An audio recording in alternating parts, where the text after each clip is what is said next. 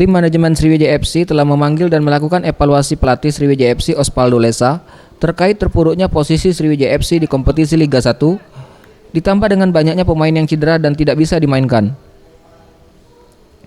Nasrun Umar, manajer Sriwijaya FC, memberikan satu kali kesempatan untuk Osvaldo Lesa menunjukkan kelasnya dengan hasil kemenangan melawan Mitra Kukar.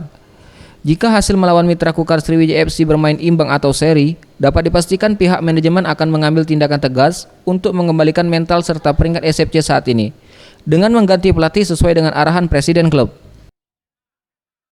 Termasuk dalam kategori sangat biasa-biasa saja kalau berada pada peringkat itu. Sehingga atas dasar itulah, atas arahan dari pembina dan arahan dari presiden SFC, kami melakukan evaluasi terhadap Widodo. Nah, makanya digantikan pergantian pelatih. Sekarang digantikan oleh Osvaldo Lesa.